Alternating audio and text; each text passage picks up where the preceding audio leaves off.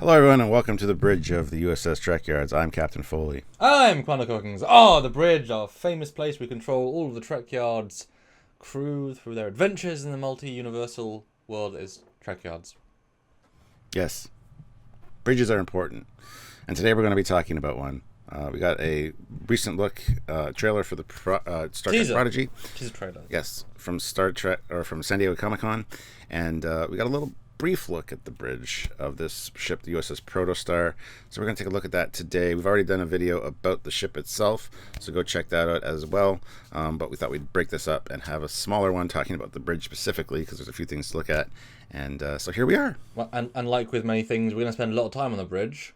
We're going to see a lot of the journey through the bridge, so they are almost as important. And certainly, when you think of the Enterprise, the original 1960s, you think of the bridge and the exterior. So Stuart, we've got two views in the trailer. Both were pick the best frame because they'll go by quickly. We've got a turn-on shot, which shows a side corridory thing, and sort of most of the bridge, most of the front, and then a very much front view, which shows the LCARs. So, what do you think?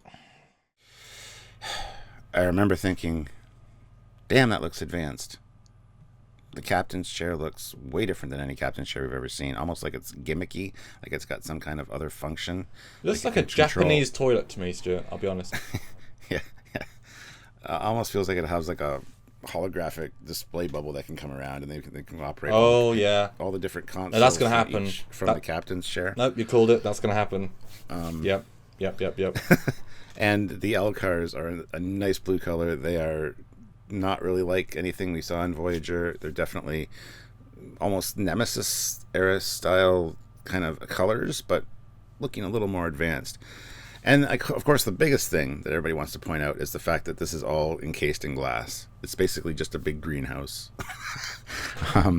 which is actually a better idea to me than a window for a view screen. But hey, it is what it is. It's a very small ship, so this kind of makes sense to have this new look.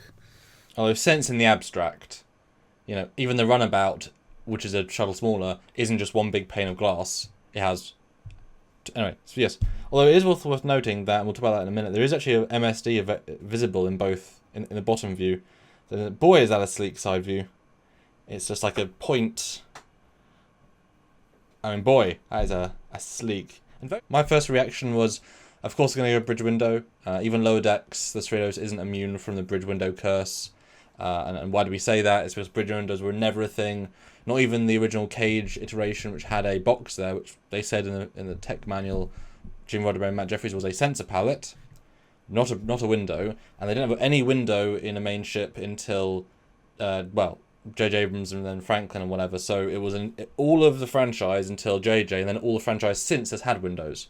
So it's a complete 180. And because of all the new shows have all taken place during similar parts of the timeline, they're retconning in the window, even though window is less advanced than a view screen, because a window you can't shift to a back perspective, and they're always translucent. So if you can see through, like if you look at end of Picard, you see the fleet behind Riker. Now you have to split focus, whereas a view screen you just swap and it'd be more advanced than a view screen. So, okay, fine, whatever. They're always going to be windows, except we've lost that war, and it's sad. This is still a huge space, and a lot of empty space, very much like Discovery. I don't think you would have called this a Star Trek aesthetic if you had been told it. If the LCARs were just a random blue, it wouldn't scream Star Trek. That said, super experimental is always the get out clause, and... I mean, it's got consoles and a captain's chair. That's Star Trek art design, I guess. I do think the LCARs are excellent. I mean, those are just Nemesis LCARs, which is what they should be. So, good job. That's well done, I'm just amazed how everything's reflective metal. If you look at other... Well, you know what? Let's look at other bridges, Stuart. The next view, I've compared. We've got 3 bridges, referencing some of the most advanced stuff and in era. So, we started with the... And this show takes place a few years after Voyager came home. Doesn't say when it was built, just that's when it takes place. You've got the flagship of the Federation, Enterprise E, with sort of those muted coppery tones, nice bold lighting, that isn't in lighting. Somewhat reflective, but not really. You've got the more advanced Prometheus, which was the absolute cutting edge of craft in season 5 of Voyager. So right there, the cutting edge. So it should link more to that, if anything. And then you've got the Zhenhe, which there's no point looking at the back view because that's just really just a Discovery bridge. They didn't put any thought in except to swap Elcar, so I'm not even going to bother with that. But the front view they did digitally, and you can see a lot of empty space, a lot of self-illumination, a random console standing, window bigger than my house. So that's the evolution of design, and the Zhenhe is after this. So it certainly feels like the Zhenhe. Doesn't feel like Prometheus really, although Prometheus does have a lot of middle space, but it's a very, it's meant to have a smaller crew. But any thoughts looking at these sort of other bridges of the top tier of ship, or at least advanced wise?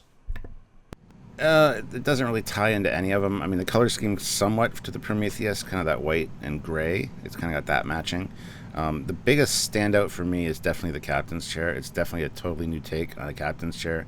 But like I said, it's such a small ship. It could be you can control everything from that chair, and that would make a lot of sense, considering there's also a very small crew with these guys on board.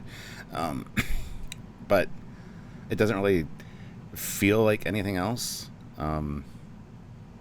It definitely feels like its own thing, and it is fair to say that the Protostar is an NX. It is the NX 76884, so it is an experimental ship. We don't know why. We don't know if it's propulsion. We don't know what the situation is.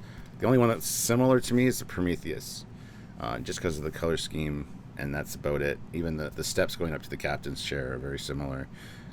So the Zhenhe... I mean, I just see the reflective and the big window, the reflective, the coppers, the bronzes, the glowies. There's all Zhenhe-ish. I do like the layout of the bridge, though. I think that's a really cool looking bridge, actually. I do like the walk around area around the outside. Kind of like that, got that railing. Which certainly goes against the scale of the ship. If it's meant to be a very small crew, having an observation walkway implies that it's meant to be the piloting crew, and then those that are there on the mission to watch what's happening, which could be the function. If the ship is maybe like a quantum slipstream ship designed to go in and out, you have the Starfleet core engineers to fly it, and then the scientists to watch it. I don't know why you'd have a separate corridor unless they're referencing the Discovery Prize, which has a random corridor for no reason except Kurtzman said so. But I do think you're right. I think we're going to have it be, because the crew is not experienced in any way in ship or whatevering. So yeah, I think you're right. I think the captain's chair is going to be the pilot's chair, because it's such a small craft that just pilot is the primo, just like the Serena, where there is no captain's chair, there's just pilot's chair. And they'll have holograms, which are a lot easier to do in animated. And the other two will be tactical and engineering, I guess. I think that's probably going to be their evolution, because then all of the ship's crew feel like they're going to be part of the team. There's not going to be maybe there'll be a semi-leader, but I don't think there'll be like you're the captain, you're the engineer. It'll be kind of like we're all sort of in it together. I wish we'd seen the back of the bridge, honestly, because as we talked about with our ship video, there's no visible weapons on the outside, so we're not quite sure if it'll even have weapons, which you said tactical and whatever up front there. I would say science and some navigation or something. But I don't know what's behind. There might be panels behind as well, which could be science. But as I said in the other video, I'm going out unlimited. It has no phasers, it has no main weapons. It's so experimental that it was either accidentally sent there. It was so not ready yet that it's like, yeah, this ship is not capable of most things that we expect a ship to do, and therefore we as the team have to bring it to life ourselves, which is fun. And then you get, oh look, we've got a Talaxian particle cannon in Bay 2, with reverse engine, and we've got a Borg plasma cannon. Like, you can have some fun. I mean, you could have fun with that, couldn't you? That's kind of it becomes a kit bash ship by its very definition. But I'm still amazed that the entire bridge center of command is one big open dome, which the exterior ship was ginormous, and this feels even bigger than the dome would imply. Yeah, but compared to the guy standing there, I mean, it's not big. It's not vast basketball court sized walking up to the front kind of thing. I don't know. We'll have to wait and see so we see more of the ship, but I do like the fact that it's a smaller ship. I do like this bridge layout. I love the Elcar's look. I think this is something I'm going to enjoy personally, because we all know I'm an Elcar's junkie, and it just looks cool. I can't wait to see the rest of the bridge. I want to see the back of the bridge. So, but I think it's fair to say it doesn't really connect particularly with Prime original Trek.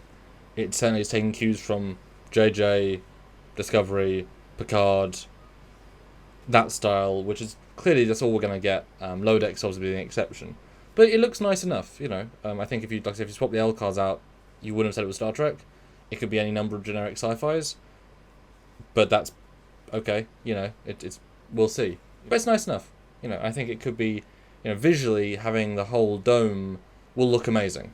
Clearly, it will. Especially for like flyby shots where you can see into the dome. Yeah. Well, I don't know if they'll do that because it's just less expensive and less hard.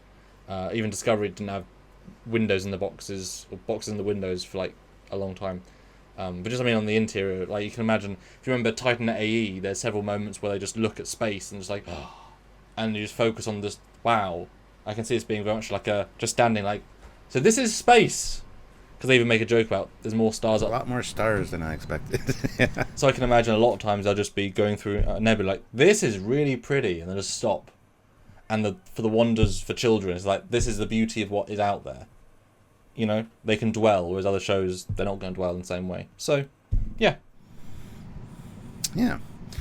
Well, guys, what are your thoughts on this bridge design? Did it strike you at all? Does it ring any bells? Does it look familiar? Is it something you think we should compare it to? Let us know.